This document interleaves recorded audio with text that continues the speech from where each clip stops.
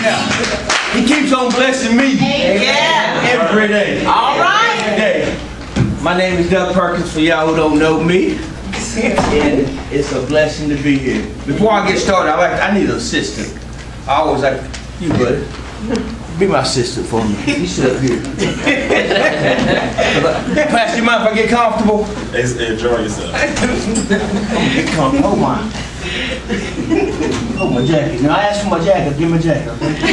Hold my jacket. Hold my glasses too for me. Okay. Then I asked for my glasses. Hold my towel. And then you got to hold on like that. Just hold on like that. And hold my hand right quick. Oh Jesus! You guys know I hold it down right there, but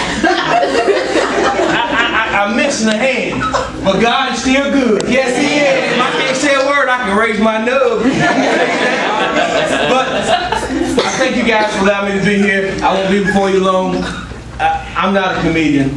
I just take the truth and kind of spin it around, and I just tell the truth. So everything we tell is gonna be the truth here. Our parents, now we got some seasoned saints in here. That don't mean you're old. You're young. We got some seasoned saints. Now, we were poor growing up. I don't know about y'all. We were poor growing up. But we didn't even know it. We were poor and didn't even know it. Recycling has been around for a long time. We ain't just started recycling. My mother and my grandmother wrote the book on recycling. They recycle, and they just not catching on now. Like when we had a jelly jar or mayonnaise jar, you better not throw that jar out. Grandma said, rinse it out. Not rinse it, rinse it out. That was going to be your drinking glasses. Now we didn't use vegetable oil or peanut oil, all that. We used a big bucket of Crisco. Called it lard. Did we not? We were poor and didn't even know it. Then when you finish that bucket of lard or Crisco, you better not throw that bucket out. Grandma said, rinse it out. Put it next to the stove. That's where you're going to put your other grease. And when you cook in this pan, you got to go from this pan and put that old grease in that big old tub right there. Now you can't put no fish grease in there. Fish grease going to mess up the whole situation. That'll get you a whooping. But you put in your chicken grease over here, and then once you finish, you got a whole new tub. Did you not? We were poor and we didn't even know. When we cooked ham, you think we threw that bone away? No. That bone was going into Mark's beans. We didn't throw nothing away. They wrote the book on recycling. Now we did all the Easter, all the Christmas, all that stuff. We did Easter, but we didn't have no color for our eggs. Egg color. We use food dye. That's right. Didn't boil them, put them eggs in there, put them over here, let them dry. We boiled them. That's right. Now we had Easter, but the day after Easter, them eggs turned into devil eggs. Right. We didn't waste nothing. You didn't do nothing. And you better not throw that food away. Amen. After you finish eating, you better not throw that food away. There's a bucket right beside the trash can. You put that food over there. That was a dog's food. The dog didn't have dog food. He had table scraps. And he didn't stay in the house. And I ain't going to get somebody who got dogs in the house to each his own. Our dog didn't get in the house. If I don't be like that, better not get in there. We never took our dog to the vet. If our dog got sick, he went out in the woods and ate some kind of grass or something. 3 days later, boy, he was on the move. Good to go. Right back on everything. Now, we didn't do toothpicks. You want a toothpick? Go to the broom. Get you a stick out the broom. And then get your teeth together. Now, when that broom done all that it could do, we didn't throw it away. Use that broom handle to prop that window. Prop that window. We didn't have all of that stuff. Now, listen. We had baking soda. Put it in the refrigerator. Now you woke up in the morning and had no toothpaste? What? Did you go to the store? You go in there and get that baking soda. Brush your teeth. You know, am I lying? You know what we should do? We were poor, y'all, and we didn't even know it because everything was all good. We had deodorant. We didn't have no his and her deodorant. We had one thing of deodorant. Called cussing. Cussing. Y'all know about that. Called cussing. Everybody using it. Everybody uses cussing in the house. We had one thing of hair grease. Called it Crown. If not, my mama used it for lotion and hair. She lotioned my arms, my legs, and my face. Also sounded like I was a boxer in the heavyweight championship fight. You so greasy. We had all that stuff. Now listen, you probably don't know about this. You don't know about this. When you outgrew your clothes, you didn't throw them away. Them were your brother's clothes. They're called hand-me-downs. If you didn't have a brother, your cousin cross town, you'd be wearing your shirt. And do not, now my kids is bad about this, when you got home from school or church, you better get caught playing in your church clothes or your school clothes. When you got home from school, first thing you do, take off your clothes. Then we'll call you a good clothes. And then when you got good clothes, you got play clothes. Then was your good clothes. And do not get caught with your Sunday shoes outside, and it's a Monday morning. This shoe's only for Sunday. Patent leather shoes, and we use that Crown, that grease, put on the patent leather. They shine just like a new penny. Always shine like a new penny. When our couches leg fell off, did we take it to the shop? With a brick up on it. Off the books. You go on rolling, keep the kicking. Now listen. Now, when we had a TV, that TV would come on quick as we wanted to come on. What do we do? That TV came on, didn't it, bro? That TV came on. That's all we did. We used to hit it, and when the knob fell off, then we take it to the repair shop, get you some vice grips, put on there, turn that show, turn that channel. Now we didn't have cable, we didn't have antenna. What did we use? That's my thing. Coat hanger for our antenna. We didn't even have more control. The kids were the more control. My mama's house. But that's where we go way back. But listen, I think we need to go back to the old days. You know what I mean? Where the presence of God was real. Yeah. Now I ain't saying the presence of God is not real here, but you got to understand, some of us was playing church. We go to church, but church ain't in us. But we got to go back. Even the music was different back then than it is now. And I like the Ty Tribbles, I like the Kirk Franklins, I like the Fred Hammonds. I like all of those folks. I can get with them, but they ain't nothing. I mean nothing. Like some Shirley Caesar. Come on now. Shirley Caesar sings so good, she take you to the foot of the cross. Okay, you had to just walk in. The times were totally different from that. Shirley Caesar would break you down. She ministered through her music. And you could listen to Shirley and feel the heartfelt that was in there. Give me a hit, bro. Like one side. I guess it's the good side. But Shirley Caesar wrote songs that were powerful. She wrote songs like, "You Can Make It," and "You Next in Line for Your Miracle." Now see, songs like that give a brother like me an opportunity. Oh, I got a chance. You know when you think God done left you, and you out there, you going through. Oh, don't get brand new on me. We all go through. That's right. You're either going through, coming out, or you get ready to go through. That's right. 1 to 3. Pick which one you want. It's a cycle. That's how the devil works. But we got a heavenly Father to take us all the way through it. So I don't even mind. I'll go and walk through it. But Shirley Caesar had stuff like that. She had songs that would speak to you. She had songs that would minister to you. Like, "I'm next in line." What do you, bro? That make you want to say, talk to yourself. You say, "Self." Self says, "Mom." I'm next in line for my miracle. Man, if I mess up Lou, I'm going to mess it all up, not miss it. So that gives a cat like me a chance to say, I can make it. Get back up. God, please forgive me. Get back up and keep moving. But Shirley Caesar wrote songs back then that would speak to us, very simple, worded songs. You don't have just to follow.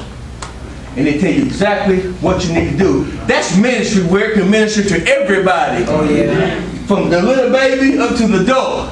If he makes it honest, that's what Jesus used to do. He spoke in parables so people could understand. He had to come down to our level to get us to his level. So that's why he spoke to us in parables. But Shirley Caesar had this song. This song, one of my favorites, she told a story. She was the original storyteller. That famous song, No Change. I mean, no charge. No charge. No charge. No charge. Hey, mommy, how many familiar with that song? Oh, yeah. For those of you who are not familiar, I'm going to give you a little rundown. Before I do, bro, hit me again. There you go, all over. Boy, hit you again. This is what this little boy woke up and actually lost his mind. To tell you, he had bumped his head. He got up making demands of his mama, things that he wanted to do, get paid with around the house. $2 washing the dishes.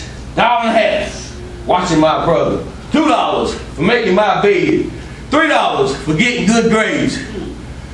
Boy, if that would have been my mama, and this dude had the nerve to say $14.75. He had the nerve to have a total of $14.75, but the lady was calm. She was calm. She responded different. Maybe not like my mama would. My mama would have chopped me in the back of my throat, knocked my vocal cords out my neck and my toe. Let's keep it real. She would have hit it. She don't play that mess. But she was real nice. She went through the list. But what she should have said, and this is the remix, little boy, if I had to get on him, I done carved you for 9 months, feet hurt, toes hurt, back hurt. What did I charge you? Nothing. Look at me when I'm talking to you. I fed you all the days of your life, bought you clothes. Look at me. Bought you clothes. What did I charge you? Nothing. Little boy, if you don't get up out of here, you're going to be a statistic. I'm going to give you all $14.75 right now. And I'm going to leave you a tip. That's how mama was done. But Shirley went deeper, deeper, deeper because she was ministering. That's why she's the queen of the gospel. She was ministering so much in her things. But this is my old-time favorite. God is concerned. Oh, yeah. And he's working it out. Is he working it out? Oh, yes, he is. That's my wife, Joy. She's the DJ today. I got to feed him, believe it, y'all. Okay, anyway, she ministered to us. She ministered through her songs. But Shirley Caesar was really good. She's a storybook teller. Just put it like it is. But them songs back in the days spoke to us. They tell us exactly what to do and how to do it. Now, if you want to be a Christian, you had no problem. But I told you want to be saved, had no problem. You ain't got no excuse. Because these songs would minister to you. These songs would break it down, just tell you practical ways to deal with your situation. Now, this song here will just talk you through it. Brother, only thing you got to do is just listen. Listen to the words of what this song's saying.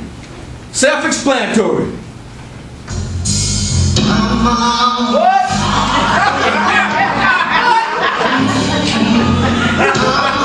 Bro, give me hit me one more time. Number 2. What?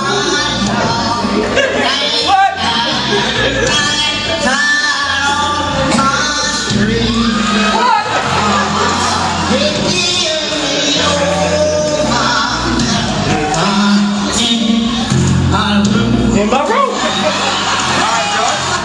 Now listen, that song tells you exactly what to do. Come on in the room.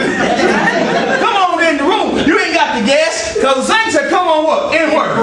In the room. And you ain't got to be politically correct, because God speaks to the man in his heart. Speaks to his heart, not all up here, all up here. He speaks to his heart, because the woman, you got to be politically correct. She said, Jesus is my doctor. And he writes all my scriptures. All my scriptures. Word, sister, in the room. You just got to listen.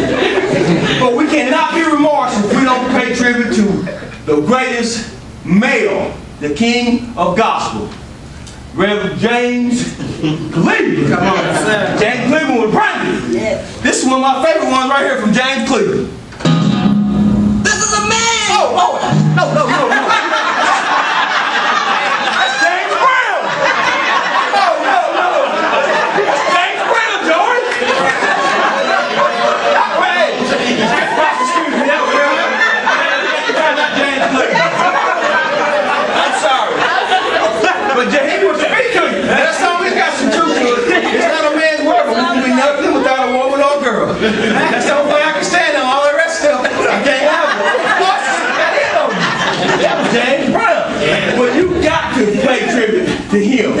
Because he was so powerful and he was so instrumental to a lot of things. When he died, it was a tragedy, but his legacy still lives on. And this one, you can take it to the house, you can take it anywhere you go, keep it in your heart, because this is what Mr. Cleveland, one of his famous ones, help me out, Joy. Why don't y'all sing it? Sing it! Woo! One more time, boy. That's it. Okay, Joy. That's one of his famous. Those are heartfelt songs. Now listen, it's coming up Christmas time. Parents, I'm gonna get out y'all's way. Be truthful to your children. Tell them about things. Because if you don't, the street's going to tell them. Now, I do this on purpose. Do I wear my hand like this? Because I can do all things. For the young people, you can do all things through Christ who strengthens you. One hand, one foot, one eye, you can do all things. No, you can do all things. Keep it in your mind, plant that in your heart. Always tell your children the truth. And I told these people last night, this one, Pastor, this is for you. This is what my wife did. My child came to me and said, Daddy, where babies come from? Where did we come from? I said, Lord, what they teaching them in this school? Just 8. Where babies come from? I said, oh, Lord. He said, no, I just want to know where the babies come from.